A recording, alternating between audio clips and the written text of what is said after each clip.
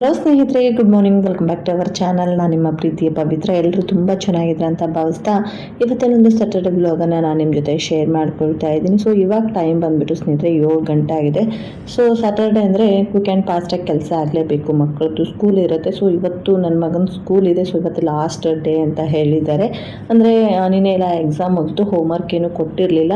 ಇವತ್ತು ಹೋಮ್ವರ್ಕ್ ಅದೆಲ್ಲ ಕೊಡಿಸಿ ಸ್ವಲ್ಪ ಎಂಜಾಯ್ ಎಲ್ಲ ಮಾಡಿಸ್ತಾರೆ ಮಕ್ಕಳ ಜೊತೆ, ಸ್ವಲ್ಪ ಡ್ಯಾನ್ಸು ಅದು ಇದು ಅಂತ ಹೇಳಿಬಿಟ್ಟು. ಸೊ ಆ ಒಂದು ಪ್ಲ್ಯಾನ್ ಇಟ್ಕೊಂಡು ಇವತ್ತು ಕ್ಲಾಸನ್ನು ಇಟ್ಟಿದ್ದಾರೆ. 8 to 11:30ವರೆಗೂ ಇದೆ.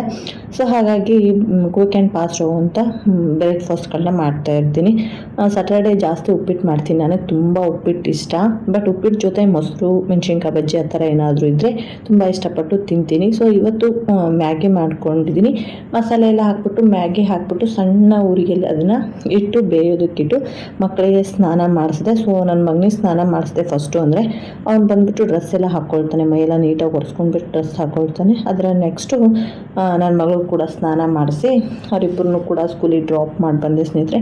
ನೆಕ್ಸ್ಟು ಒಂದು ಎಣ್ಣೆ ಬಾಟ್ಲು ಖಾಲಿಯಾಗಿತ್ತು, ಕೊಬ್ಬರಿ ಎಣ್ಣೆದು ಬಾಟಲು ಖಾಲಿಯಾಗಿತ್ತು. ಅದನ್ನು ಕಟ್ ಮಾಡ್ಕೊಳ್ತಾ ಇದ್ದೀನಿ.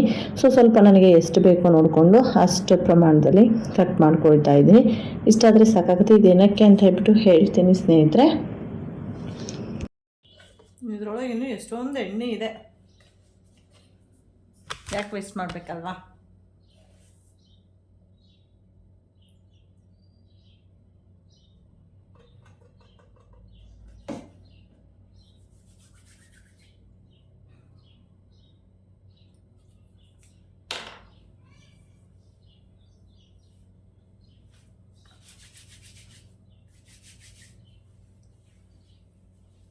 ಇದು ಏನಕ್ಕೆ ಅಂತ ಅಂದರೆ ಸ್ನೇಹಿತರೆ, ಬನ್ನಿ ಹೇಳ್ತೀನಿ.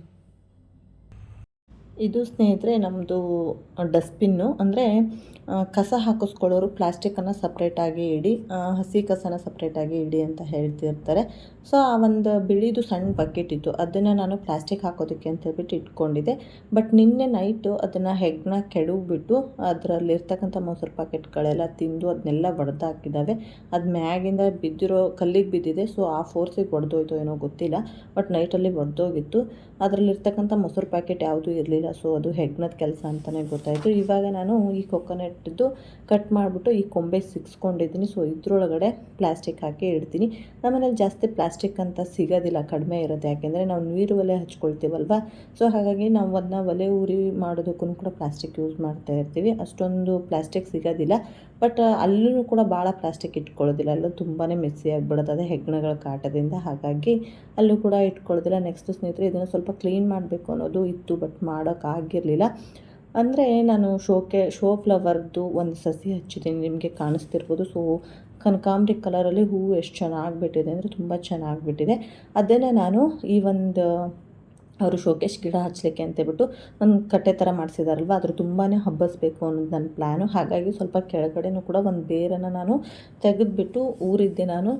ಇವಾಗ ಅಲ್ಲಿ ಫುಲ್ ಅದು ಶೋ ಫ್ಲವರದ್ದು ಬಳ್ಳಿನೇ ಹಬ್ಸೋಣ ಅಂತ ಹೇಳ್ಬಿಟ್ಟು ಅಲ್ಲಿರ್ತಕ್ಕಂಥ ಕಸ ಮತ್ತು ತುಂಬಿ ಗಿಡ ಎಲ್ಲ ಬೆಳೆದಿತ್ತು, ಕರ್ಕೆ ಎಲ್ಲ ಬೆಳೆದಿತ್ತು. ಸೊ ಅದನ್ನೆಲ್ಲ ಕಿತ್ತಾಕ್ಕೊಳ್ತಾ ಇದ್ದೀನಿ.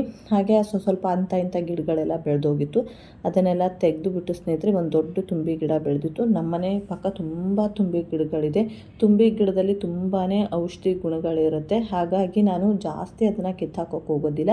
ಹಾಗೆ ದೇವ್ರಿಗೂ ಕೂಡ ತುಂಬಾ ಶ್ರೇಷ್ಠವಾಗಿರೋದು. ಬಟ್ ತುಂಬ ಗಿಡಗಳಿದೆ ಅಂತ ಹೇಳ್ಬಿಟ್ಟು ಇದು ದೊಡ್ಡದಾಗಿ ಬೆಳೆದಿತ್ತು. ಈ ಒಂದು ತುಂಬಿ ಸಸಿನೆಲ್ಲ ಕಿತ್ಬಿಟ್ಟು ಕಸ ಎಲ್ಲ ತೆಗೆದು ಸ್ನೇಹಿತರೆ ಪಾಟ್ಗಳೆಲ್ಲ ನಾನು ಕೆಳಗಿಟ್ಟಿದ್ದೀನಿ. ಸೊ ಒಂದು ಅಲೋವೆರಾದಿದೆ, ಹಾಗೆ ಒಂದು ಬಂದುಬಿಟ್ಟು ಸಾರು ಸಾಂಬಾರದಲ್ಲಿ ಅಂದರೆ ಅಜ್ವಾಯಿನ್ದಲ್ಲಿ, ಮತ್ತು ಇನ್ನೊಂದರಲ್ಲೂ ಕೂಡ ನಾನು ಅಲೋವೆರಾನ ಹಾಕ್ಕೊಂಡಿದ್ದೀನಿ. ಇನ್ನೊಂದು ಬಕೆಟಲ್ಲಿ ಸ್ನೇಹಿತರೆ ಒಂದು ಸಸಿ ಇದೆ, ಅದು ಯಾವ್ದು ಸಸಿ ಅಂತ ಹೇಳ್ಬಿಟ್ಟು ನನಗೂ ಕೂಡ ಗೊತ್ತಿಲ್ಲ.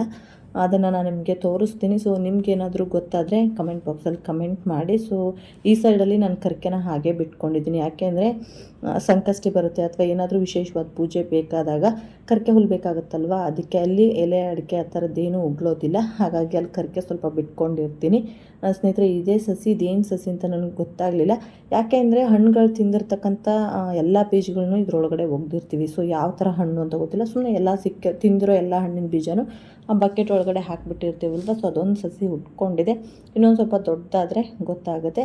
ಹಾಗೆ ಇಲ್ಲೊಂದು ತುಳಸಿ ಗಿಡನೂ ಹುಟ್ಕೊಂಡಿದೆ ಸ್ನೇಹಿತರೆ, ಅದನ್ನು ಹಾಕಿಬಿಟ್ಟೆ. ಹಾಗೆ ನೆಕ್ಸ್ಟು ಕೆಲಸಗಳನ್ನೆಲ್ಲ ಮುಗಿಸ್ಕೊಂಡು ಸ್ನಾನ ಪೂಜೆ ಮಾಡಿಕೊಂಡು ಮತ್ತು ಮಕ್ಕಳನ್ನ ಸ್ಕೂಲಿಂದ ಪಿಕಪ್ ಮಾಡಿಕೊಂಡು ನಂತರ ಮತ್ತೆ ನಾನು ವಿಡಿಯೋನ ಕಂಟಿನ್ಯೂ ಮಾಡ್ತಾಯಿದ್ದೀನಿ. ಇವಾಗ ಬಂದುಬಿಟ್ಟು ಟೈಮ್ 12:15 ಆಗಿದೆ. ಮಕ್ಕಳನ್ನ ಇಬ್ಬರನ್ನೂ ಪಿಕಪ್ ಮಾಡ್ಕೊಂಡು ಬಂದುಬಿಟ್ಟು ರೈಸಿಗೆ ಇಟ್ಕೊಳ್ತಾ ಇದ್ದೀನಿ. ಸೊ ರೇಷನ್ ಅಕ್ಕಿ ಆಗಿರೋದ್ರಿಂದ ನಾನಿಲ್ಲಿ ಒಂದು 2-3 ಟೈಮ್ ಚೆನ್ನಾಗಿ ವಾಶ್ ಮಾಡ್ಕೊಳ್ತೀನಿ. ಈ ಅಕ್ಕಿ ತೊಳೆದಿರ್ತಕ್ಕಂಥ ನೀರಲ್ಲೂ ಕೂಡ ಒಂದು ಒಳ್ಳೆ ಹೋಮ್ ರೆಮಿಡಿ ಇದೆ ಸ್ನೇಹಿತರೆ. ಬಿಳಿ ಮುಟ್ಟಾಗ್ತಿರುತ್ತಲ್ವ, ಸೊ ಅಂಥವರು ಡೈಲಿ ಅಕ್ಕಿ ತೊಳೆದಿರ್ತಕ್ಕಂಥ ನೀರನ್ನು ಒಂದು ಗ್ಲಾಸ್ ಕುಡಿಬೇಕಂದ್ರೆ ಸ್ಟಾರ್ಟಿಂಗ್ 1-2 ಟೈಮ್ ಅದನ್ನ ಚೆನ್ನಾಗಿ ವಾಶ್ ಮಾಡಿ ನೀರು ಚೆಲ್ಲಬೇಕು. ಆನಂತರ ನಾವು ತೊಳೆದಿರ್ತಕ್ಕಂಥ ನೀರನ್ನು ಡೈಲಿ ಹಾಳು ಹೊಟ್ಟೆಗೆ 1 ಗ್ಲಾಸ್ ಕುಡಿಯೋದ್ರಿಂದ ಬಿಳಿ ಮುಟ್ಟಿನ ಸಮಸ್ಯೆ ಕ್ರಮೇಣವಾಗಿ ಕಡಿಮೆ ಆಗ್ತಾ ಬರುತ್ತೆ. ಸೊ ಸಡನ್ಲಿ ಹೋಗುತ್ತೆ ಅಂತ ನಾನು ಹೇಳಲ್ಲ ಸ್ನೇಹಿತರೆ, ಸ್ವಲ್ಪ ಟೈಮ್ ತೊಗೊಳುತ್ತೆ. ಟೈಮ್ ತೊಗೊಂಡ್ಬಿಟ್ಟು ಕ್ರಮೇಣವಾಗಿ ಕಡಿಮೆ ಆಗ್ತಾ ಬರುತ್ತೆ. ಸೊ ಇದನ್ನು ನಮ್ಮ ಸಿಸ್ಟರ್ ಯೂಸ್ ಮಾಡಿದ್ದಾರೆ, ಒಳ್ಳೆ ರಿಸಲ್ಟ್ ಬಂತು. ಸೊ ಹಾಗಾಗಿ ಅದನ್ನು ನಾನು ನಿಮ್ಮ ಜೊತೆ ಶೇರ್ ಮಾಡಿಕೊಂಡೆ. ಹಾಗೆ ನೆಕ್ಸ್ಟು ಸ್ನೇಹಿತರೆ, ಇವತ್ತು ನನ್ನ ಸಿಸ್ಟರ್ ಕೂಡ ಬರ್ತೀನಿ ಅಂತ ಹೇಳಿದಾಳೆ. ಇವತ್ತು ಅವಳದು ವಿಶ್ವಕರ್ಮ ಯೋಜನೆದು ಲಾಸ್ಟ್ ಡೇ ಟ್ರೈನಿಂಗ್ ಇದೆ. ಸೊ ಹಾಗಾಗಿ ನಾನು ಬರ್ತೀನಿ ಅಂತ ಹೇಳಿದ್ಲು. ಮೊನ್ನೆ ಬಂದಾಗಲೂ ಕೂಡ ಅವಳಿಗೆ ನಾನು ಏನೂ ಸಪ್ರೇಟಾಗಿ ಸ್ವೀಟ್ ಅಂತ ಮಾಡಲಿಲ್ಲ, ಕಾಯಿ ಒಬ್ಬಟ್ಟಿತ್ತು.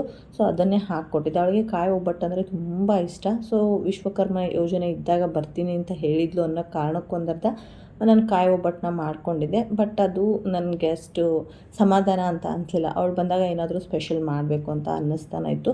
ಹಾಗಾಗಿ ಇವತ್ತು ಕ್ಯಾರೆಟ್ ಹಲ್ವಾ ಮಾಡೋಣ ಅಂತ ಹೇಳ್ಬಿಟ್ಟು ಕ್ಯಾರೆಟ್ಗಳಿತ್ತು. ಹಾಗೆ ನಾಳೆ ಸಂಡೇ ಅಲ್ವಾ, ಸೊ ಮತ್ತೆ ಮಾರ್ಕೆಟಿಗೆ ಹೋಗಲೇಬೇಕು, ಆವಾಗ ತೊಗೊಂಡು ಬರ್ತೀವಿ ಅಂತ ಹೇಳ್ಬಿಟ್ಟು ಕ್ಯಾರೆಟ್ನ ನಾನಿಲ್ಲಿ ಎಲ್ಲದನ್ನು ಮೇಲ್ಗಡೆ ಸಿಪ್ಪೆ ನೀಟಾಗಿ ತೆಗೆದುಬಿಟ್ಟು ಒಂದು ಬೌಲ್ ಒಳಗಡೆ ನೀರು ಹಾಕಿ ಅದನ್ನು ನೀಟಾಗಿ ವಾಶ್ ಮಾಡಿಕೊಂಡು ಇವಾಗ ಅದನ್ನ ಸ್ಲೈಸರ್ ಸಹಾಯದಿಂದ ಸ್ಲೈಸ್ ಮಾಡ್ಕೊಳ್ತೀನಿ.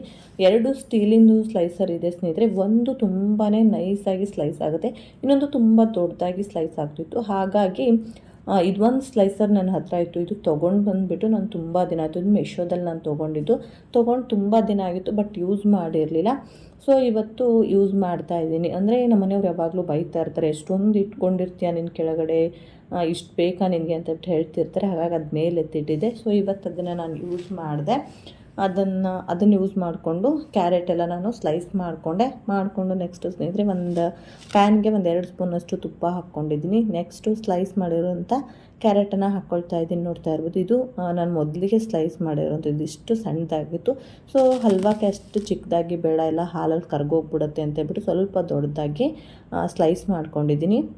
ಇವಾಗ ತುರಿದಿರ್ತಕ್ಕಂಥ ಎಲ್ಲ ಕ್ಯಾರೆಟ್ನ ಹಾಕ್ಕೊಂಬಿಟ್ಟು ಇದ್ರದ್ದು ಹಸಿ ಸ್ಮೆಲ್ ಹೋಗ್ಬಿಟ್ಟು ಒಳ್ಳೆ ಅರೋಮಾ ಬರಬೇಕು, ಹಾಗೆ ಕಲರ್ ಕೂಡ ಚೇಂಜ್ ಆಗಬೇಕು. ಅಲ್ಲಿವರೆಗೂ ಇದನ್ನು ನಾವು ಚೆನ್ನಾಗಿ ಫ್ರೈ ಮಾಡಿಕೊಳ್ಬೇಕು. ಸೊ ಫ್ರೈ ಮಾಡಿಕೊಂಡು ಆನಂತರ ಅದಕ್ಕೆ ಹಾಲು ಆ ಥರದ್ದೆಲ್ಲ ಹಾಕಿ ಬೇಯಿಸ್ಕೊಂಡ್ರೆ ಒಂದು ಕ್ಯಾರೆಟ್ ಹಲ್ವಾ ರೆಡಿ ಆಗುತ್ತೆ. ಹಾಗೆ ಸ್ನೇಹಿತರೆ, ಇದಕ್ಕೆ ನಾನು ಒಂದು 4 ಸ್ಪೂನಷ್ಟು ತುಪ್ಪ ಬಳಸಿದ್ದೀನಿ. ಹಾಗೆ ಸ್ಲೈಸರ್ನ ನಾನು ನಿಮಗೆ ತೋರಿಸ್ಬಿಡ್ತೀನಿ ಹೇಗಿದೆ ಅಂತ ಹೇಳ್ಬಿಟ್ಟು. ಇದಕ್ಕೆ ಒಂದು 6 ಸೆಟ್ ಇದೆ ಈ ಥರ. ಇದು ಬಂದುಬಿಟ್ಟು ಶುಂಠಿ ತುರಿಯೋದು, ಹಾಗೆ ಇದು ಸೌತೆಕಾಯಿ ಮತ್ತು ಆಲೂಗಡ್ಡೆ ಚಿಪ್ಸ್ ಅದೆಲ್ಲ ಮಾಡ್ಕೊಳ್ಳೋದಕ್ಕೆ ಸ್ಲೈಸ್ ಮಾಡ್ಕೊಳ್ಳೋದಕ್ಕೆ ಸ್ಲೈಸರ್ ಇದೆ. ಹಾಗೆ ಇದು ಬಂದುಬಿಟ್ಟು ಆಲೂಗಡ್ಡೆ ಚಿಪ್ಸು ಆ ಥರದ್ದು ಮಾಡ್ಕೊಳ್ಳೋದು, ಅಂದರೆ ಡಿಸೈನಲ್ಲಿ ಬರೋ ಥರ ಮಾಡ್ಕೊಳ್ಳೋದು. ಹಾಗೆ ಒಂದು ಸ್ಲೈಸರ್ನ ಅದಕ್ಕೆ ಹಾಕ್ಕೊಂಡಿದ್ದೀನಿ. ಸೊ ನೀವಿಲ್ಲಿ ನೋಡ್ತಾ ಇರ್ಬೋದು, ಈ ಥರದ್ದೊಂದು ಕೊಟ್ಟಿದ್ದಾರೆ. ಇದು ಆಲೂಗಡ್ಡೆನ ಈ ರೀತಿ ಚುಚ್ಕೊಂಡ್ಬಿಟ್ಟು ಸ್ಲೈಸ್ ಮಾಡ್ಕೊಳ್ಳೋದಕ್ಕೆ, ಇದರಿಂದ ಕೈಗೂ ಏನೂ ಎಫೆಕ್ಟ್ ಆಗೋದಿಲ್ಲ ಅಂತೇಳ್ಬಿಟ್ಟು ಈ ಥರ ಕೊಟ್ಟಿದ್ದಾರೆ. ಇದು ಏನೆಲ್ಲ ನಾವು ಮಾಡ್ಕೊಳ್ಬೋದು ಅಂತೇಳ್ಬಿಟ್ಟು ಸೈಡಲ್ಲಿ ಕೊಟ್ಟಿದ್ದಾರೆ. ನೋಡ್ತಾ ಇರ್ಬೋದು, ಇದು ಶುಂಠಿನ ಸ್ಲೈಸ್ ಮಾಡ್ಕೊಳ್ಳೋದು. ಇದು ನಾನು ಇವಾಗ ಯೂಸ್ ಮಾಡಿದ್ನಲ್ವ ಸ್ಲೈಸರು, ಆ ಥರದ್ದು. ಹಾಗೆ ಇದು ಟೊಮೊಟೊ ಹಣ್ಣು ಸ್ಲೈಸ್ ಮಾಡ್ಕೊಳ್ಳೋದಕ್ಕೆ ಅಂತಲ್ಲ, ಬಟ್ ನೀವು ನಿಮ್ಗೆ ಏನು ವೆಜಿಟೇಬಲ್ಸ್ ಇಷ್ಟ ಆಗುತ್ತೋ ಆ ಥರದ್ದು. ಇದು ತುಂಬಾ ಚಿಕ್ಕದಾಗಿ ಸ್ಲೈಸ್ ಆಗುತ್ತೆ, ಅಂದರೆ ನಾನು ಇವಾಗ ಯೂಸ್ ಮಾಡಿದ್ನಲ್ವ, ಸೊ ಅದಕ್ಕಿಂತ ಚಿಕ್ಕ ಸ್ಲೈಸರ್, ನಮ್ಮನೇಲಿ ಸ್ಟೀಲ್ ಸ್ಲೈಸರ್ ಇದೆಯಲ್ವ, ಸೊ ಆ ಥರದ್ದು. ಇದು ಡಿಸೈನಲ್ಲಿ ಪೊಟ್ಯಾಟೊ ಚಿಪ್ಸ್ ಮಾಡ್ಕೊಳ್ಳೋದಕ್ಕೆ ಸೌತೆಕಾಯಿ ಆ ಥರದ್ದೆಲ್ಲ ಇರೋದು. 6-in-1 fruits and vegetable slicer ಅಂತ ಕೊಟ್ಟಿದ್ದಾರೆ. ಸೊ ಅದರಲ್ಲಿ ಅದೇ ಥರದ್ದೇ ಸ್ಲೈಸ್ ಮಾಡ್ಕೋಬೇಕಂತ ಏನಿಲ್ಲ, ನಿಮಗೆ ಏನು ಇಷ್ಟ ಆಗುತ್ತೋ ವೆಜಿಟೇಬಲ್ ಫ್ರೂಟ್ಸು ಆ ಥರದ್ದನ್ನು ನೀವು ಸ್ಲೈಸ್ ಮಾಡ್ಕೊಳ್ಬೋದು. ಸೊ ಇದು ತೊಗೊಂಡ್ಬಿಟ್ಟು ತುಂಬ ದಿನ ಆಗಿತ್ತು. ಇದ್ರ ಅಮೌಂಟು $299 ಏನೋ ಕೊಟ್ಟಿದ್ದೆ ನಾನು. ತುಂಬ ದಿನ ಆಗಿರೋದ್ರಿಂದ ಅದ್ರದ್ದು ನೆನಪಿರಲಿಲ್ಲ.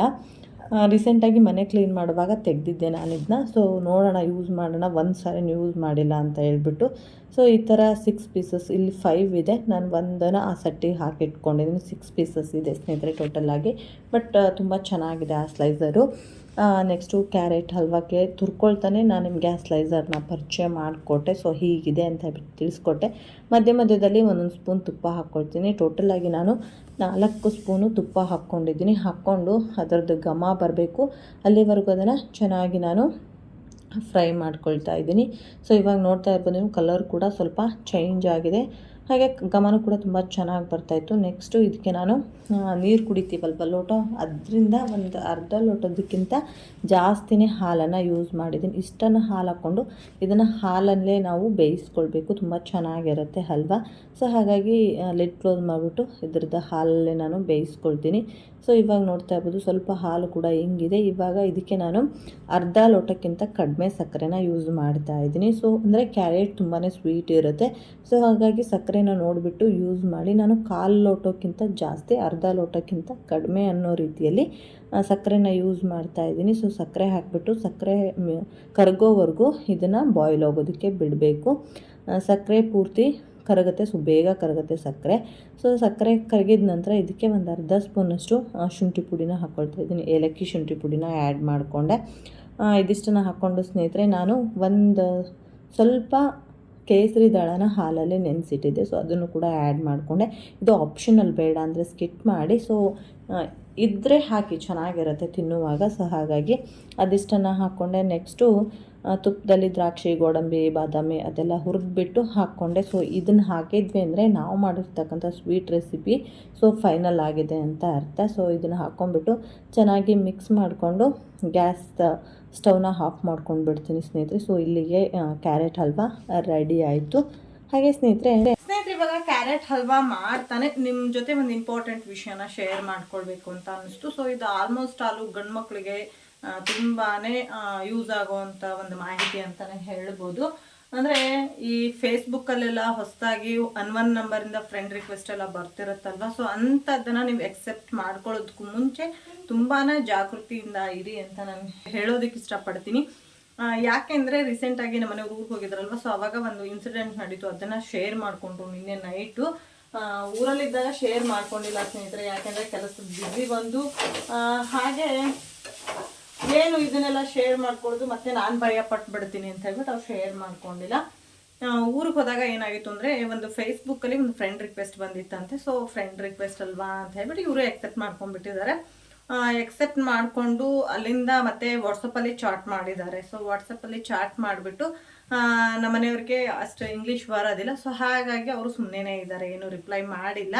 ಸೊ ಹಾಯ್ ಅಂತ ಕಳಿಸಿದ್ದಾರೆ. ಸೊ ಹಾಯ್ ಅಂತ ಒಂದು ಕಳ್ಸೋದಕ್ಕೆ ಬರುತ್ತೆ, ಹಾಯ್ ಅಂತ ಕಳಿಸಿದ್ದಾರೆ. ಅವ್ರು ಹಾಯ್ ಅಂತ ಕಳಿಸಿದ್ದಾರೆ, ಅವ್ರು ರಿಟರ್ನ್ ಹಾಯ್ ಅಂತ ಕಳಿಸಿದ್ದಾರೆ. ಸೊ ಅದಾಗಿ ವಿತಿನ್ ಸೆಕೆಂಡಲ್ಲೇ ಒಂದು ವಿಡಿಯೋ ಕಾಲ್ ಬಂತಂತೆ. ಸೊ ಒಂದು ವಿಡಿಯೋ ಕಾಲ್ ಬಂದ ತಕ್ಷಣ ಇವರು ಅಟೆಂಡ್ ಮಾಡಿದ್ದಾರೆ. ಸೊ ಅವ್ರಿಗೆ ಏನು ಮಾಹಿತಿನೂ ಗೊತ್ತಾಗಿಲ್ಲ. ಸೊ ಅಟೆಂಡ್ ಮಾಡಿದ್ದಾರೆ. ಅಟೆಂಡ್ ಮಾಡಿದ ತಕ್ಷಣ ಸ್ನೇಹಿತರೆ ಬೆತ್ತಲೆ ಆಗಿ ಒಂದು ವಿಡಿಯೋನ, ವಿಡಿಯೋ ಅಂತ ಅಂದರೆ ವಿಡಿಯೋ ಕಾಲಲ್ಲೇ ಸೊ ಬೆತ್ತಲೆಯಾಗಿ ಅವರ ದೇಹನ ತೋರಿಸ್ಕೊಳ್ತಾ ಇದ್ರಂತೆ. ಸೊ ಎಂಥ ಚೀಪ್ ಹೆಂಗಸ್ರು ಇದ್ದಾರೆ ಅಂತ ಅಂದರೆ, ಇಂಥ ಹೆಂಗಸ್ರು ಇದ್ದಾರೆ ಅಂತ ಅನ್ಸೋದಕ್ಕೆ ಸ್ಟಾರ್ಟ್ ಆಗುತ್ತೆ. ಹೆಣ್ಣಿಗೆ ಅವ್ರದ್ದೇ ಆದಂಥ ಒಂದು ಮರ್ಯಾದೆ, ಮಾನ ಎಲ್ಲ ಇರುತ್ತೆ. ಸೊ ಅದನ್ನು ಉಳಿಸ್ಕೊಂಡಿಲ್ಲ ಅಂದ್ರೂ ಬೇರೆಯವ್ರ ಮರ್ಯಾದೆನೂ ಯಾಕೆ ತೆಗಿತೀರಾ ಅಲ್ವಾ. ಅದು ಬಂದ ತಕ್ಷಣ ನಮ್ಮ ಮನೆಯವ್ರು ಏನು ಮಾಡಿದ್ದಾರೆ, ಮೊಬೈಲ್ನ ಆಫ್ ಮಾಡಿಬಿಟ್ಟಿದ್ದಾರೆ. ಆಫ್ ಮಾಡಿದ ತಕ್ಷಣ ಅಲ್ಲಿಂದ ಮತ್ತೆ ಮೆಸೇಜಸ್ ಸ್ಟಾರ್ಟ್ ಆಗ್ತಿದೆ. ಅಂದರೆ ಅವರಿಗೆ ಗೊತ್ತಾಯ್ತು ಏನೋ ಗೊತ್ತಿಲ್ಲ. ಆಮೇಲೆ ಕನ್ನಡದಲ್ಲಿ ಮೆಸೇಜನ್ನು ಸ್ಟಾರ್ಟ್ ಮಾಡಿದ್ರಂತೆ. ನೋಡಿ ಇದನ್ನ ನಾವು ಫೋಟೋನ, ನೀವು ವಿಡಿಯೋ ನೋಡಿರೋದನ್ನ ಎಲ್ಲ ನಾವು ಅಲ್ಲಿ ಹಾಕ್ತೀವಿ, ಇಲ್ಲಿ ಹಾಕ್ತೀವಿ, ನೀವು ಅಷ್ಟು ದುಡ್ಡು ಕೊಡಿ, ಇಷ್ಟು ದುಡ್ಡು ಕೊಡಿ ಅಂತೇಳಿ ಬ್ಲ್ಯಾಕ್ ಮೇಲ್ ಸ್ಟಾರ್ಟ್ ಮಾಡಿದ್ದಾರೆ. ಸೊ ಮಾಡಿದ ತಕ್ಷಣ ನಮ್ಮನೆಯವ್ರು ಮಾಡಿದ್ರು, ವಾಟ್ಸಪ್ಪಲ್ಲಿ ಇರ್ತಕ್ಕಂಥ ನಂಬರ್ನ ಬ್ಲಾಕ್ ಮಾಡಿದ್ದಾರೆ. ಹಾಗೆ ಫೇಸ್ಬುಕ್ಕಲ್ಲಿ ಏನು ಫ್ರೆಂಡ್ ರಿಕ್ವೆಸ್ಟನ್ನು ಎಕ್ಸೆಪ್ಟ್ ಮಾಡ್ಕೊಂಡಿದ್ರು ಅಲ್ಲಿ ಹೋಗ್ಬಿಟ್ಟು ರಿಮೂವ್ ಕೂಡ ಮಾಡ್ಕೊಂಡಿದ್ದಾರೆ. ರಿಮೂವ್ ಮಾಡಿಕೊಂಡು ಒಂದೆರಡು ದಿನ ಹಾಗೇ ವಾಟ್ಸಪ್ಪು ಅದನ್ನು ಕೂಡ ಪೂರ್ತಿ ಡಿಲೀಟೇ ಮಾಡಿಬಿಟ್ಟಿದ್ದಾರೆ ಪಾಪ ಅವರು. ಸೊ ಆ ನಂತರ ಮತ್ತೆ ಓಪನ್ ಮಾಡ್ಕೊಂಡಿದ್ದಾರೆ, ನೋಡೋಣ ಏನಾಗುತ್ತೋ ಅಂತ ಹೇಳ್ಬಿಟ್ಟು. ಸೊ ನಂಬರ್ ಬ್ಲಾಕ್ ಮಾಡಿದ್ರಲ್ವ, ಸೊ ಹಾಗಾಗಿ ತಿರ್ಗಾ ಮತ್ತೆ ಏನೂ ಬಂದಿಲ್ಲ. ಸೊ ಎಲ್ಲ ಗಂಡ್ಮಕ್ಳು ತುಂಬಾ ಹುಷಾರಾಗಿರಿ. ತುಂಬ ಕಚ್ಚಡ ಹೆಂಗಸರು ಕೂಡ ಇದ್ದಾರೆ. ಅಂದರೆ ಈ ಥರದ್ರಲ್ಲೇ ದಂಧೆ ಮಾಡೋವಂಥವ್ರು ಇದ್ದಾರೆ. ಸೊ ಇದರಲ್ಲೇ ಅಮೌಂಟನ್ನು ಮಾಡೋದು, ಮೈಯನ್ನು ತೋರಿಸ್ಬಿಟ್ಟು ಅದನ್ನು ಬ್ಲ್ಯಾಕ್ ಮೇಲ್ ಮಾಡಿಬಿಟ್ಟು ಅಮೌಂಟನ್ನು ಕಳಿಸೋರು ತುಂಬ ಜನ ಇದ್ದಾರೆ, ಏನೋ ಗೊತ್ತಿಲ್ಲ. ನಮಗೆ ಫಸ್ಟ್ ಟೈಮ್ ಆಗಿದ್ದು ನಮ್ಮ ಮನೆಯವ್ರಿಗೆ ಅನುಭವ. ಕೇಳ್ಬಿಟ್ಟು ನನಗೇನೆ ಶಾಕ್ ಆಯಿತು. ನಾನು ಮನೆಯವರಿಗೆ ಅದ್ರ ಮೇಲೆ ನಾನು ಇನ್ನೊಂದು ಸ್ವಲ್ಪ ಬೈತಾ ಇದ್ದೀನಿ. ನೀನು ಯಾಕೆ ಹೊಸಬ್ರದ್ದು ಫ್ರೆಂಡ್ ರಿಕ್ವೆಸ್ಟನ್ನು ಆಕ್ಸೆಪ್ಟ್ ಮಾಡ್ಕೊಂಡು, ಯಾರೋ ಏನೋ ಗೊತ್ತಿಲ್ಲದವ್ರಲ್ಲಿರೋ ನೀನು ಯಾಕೆ ಅಕ್ಸೆಪ್ಟ್ ಮಾಡ್ಕೋಬೇಕಿತ್ತು, ಅದು ಯಾಕೆ ನೀನು ವಾಟ್ಸಪ್ಪಲ್ಲಿ ಚಾಟ್ ಮಾಡಬೇಕಿತ್ತು ಅಂತ ಹೇಳಿ ನಾನೇ ನಮ್ಮ ಮನೆಯವ್ರಿಗೆ ಬೈತಾ ಇದ್ದೀನಿ. ಸಮಾಧಾನ ಮಾಡೋದು ಬಿಟ್ಟು ಬೈತಾ ಇದೆ. ಸೊ ಆಮೇಲೆ ಇಲ್ಲ ಮತ್ತೆ ಸ್ವಲ್ಪ ಹೊತ್ತು ನಾನೇ ಹೇಳಿದೆ, ತಿಳಿಸಿ ಹೇಳಿದೆ, ಈ ಥರ ಎಲ್ಲ ಬಂದಾಗ ನೀನು ಎಕ್ಸೆಪ್ಟ್ ಮಾಡ್ಕೊಳ್ಬೇಡ್ರಿ, ಈ ಥರ ಎಲ್ಲ ಫೇಕ್ಸ್ ಎಲ್ಲ ಬರ್ತಿರುತ್ತೆ, ಯಾವುದೇ ಅನ್ವನ್ ನಂಬರ್ ಬಂದ್ರೂ ಕೂಡ ಎಕ್ಸೆಪ್ಟ್ ಮಾಡ್ಕೊಬೇಡಿ ಅಂತ. ನಮ್ಮನೆಯವರು ಅನ್ವನ್ ಫೋನ್ ನಂಬರ್ ಬಂದರೆ ಯಾವುದೂ ರಿಸೀವ್ ಮಾಡಲ್ಲ. ಬಟ್ ಅದು ಏನು ಗೊತ್ತಿಲ್ಲ, ಕೆಲಸದ ಬ್ಯುಸಿಯಲ್ಲಿ ಮಾಡ್ಕೊಂಡ್ರು, ಏನು ಒಂದು ಸಮಸ್ಯೆ ಮಾಡ್ಕೊಂಡ್ರು ಗೊತ್ತಿಲ್ಲ, ಊರಿಗೆ ಹೋಗಿ ಒಂದು ದೊಡ್ಡ ಸಮಸ್ಯೆನೇ ಕ್ರಿಯೇಟ್ ಮಾಡ್ಕೊಂಡು ಬಂದಿದ್ರು. ಸೊ ಅಷ್ಟರಲ್ಲೇ ಬಗೆಹರಿದಿದೆ, ತಿರ್ಗಾ ಇಲ್ವಂತೆ. ಸೊ ಇವಾಗ ಆಲ್ರೆಡಿ 5 days ಆಯಿತು, ಇವತ್ತಿಗೆ 5 days ಆಯಿತು. ಸೊ ಇಲ್ಲ, ಏನು ಮತ್ತೆ ಪ್ರಾಬ್ಲಮ್ ಇಲ್ಲ ಅಂತ ಹೇಳಿದ್ದಾರೆ. ಸ್ನೇಹಿತರೆ, ಇದು ನಿಮಗೂ ಕೂಡ ಯೂಸ್ ಆಗುತ್ತೆ ಅಂತ ಬಿಟ್ಟು ಹೇಳಿದ್ದೀನಿ. ಸೊ ಕರೆಂಟ್ ಇಲ್ಲ ಸ್ನೇಹಿತರೆ. ಸೊ ಯಾಕೋ ಏರಿಯಾದಲ್ಲಿ ಕರೆಂಟ್ ತೆಗ್ದಿದ್ದಾರೆ, ಸಿಕ್ಕಾಪಟ್ಟೆ ಸ್ವೆಟ್ ಕೂಡ ಆಗ್ತಾ ಇದ್ದೀನಿ. ನನ್ನ ತಂಗಿ ಬೆಳಗ್ಗೆ ಬರ್ತೀನಿ ಅಂತ ಮೆಸೇಜ್ ಮಾಡಿದ್ಲು. ಆಮೇಲೆ ಇಲ್ಲ, ತುಂಬಾ ಲೇಟ್ ಆಯ್ತು, ಇಲ್ಲೇ ಹೋಗ್ತೀನಿ, ಇನ್ನೊಂದು ಸರಿ ಯಾವತ್ತಾದರೂ ಬರ್ತೀನಿ ಅಂತ ಹೇಳ್ಬಿಟ್ಟು ಹೋದ್ಲು. ತುಂಬಾ ಬೇಜಾರಾಯಿತು. ಅವಳು ಬರ್ತಾಳೆ ಅಂತ ಹೇಳ್ಬಿಟ್ಟು ಅವಳಿಗೋಸ್ಕರ ಕ್ಯಾರೆಟ್ ಹಲ್ವಾ ಅದೆಲ್ಲ ಮಾಡಿದೆ. ಸೊ ಇವಾಗ ಮಕ್ಕಳಿಗೆ ಸರ್ವ್ ಮಾಡಿ ಕೊಡ್ತಾ ಇದ್ದೀನಿ. ಹಾಗೆ ಸ್ನೇಹಿತರೆ, ಇದ್ರ ಜೊತೆ ಇವತ್ತಿನ ಬ್ಲಾಗ್ ಕೂಡ ಎಂಡ್ ಮಾಡ್ತಾ ಇದ್ದೀನಿ. ವಿಡಿಯೋ ಇಷ್ಟ ಆದರೆ ಲೈಕ್ ಮಾಡಿ. Thank you for the watching. Love you all. Take care.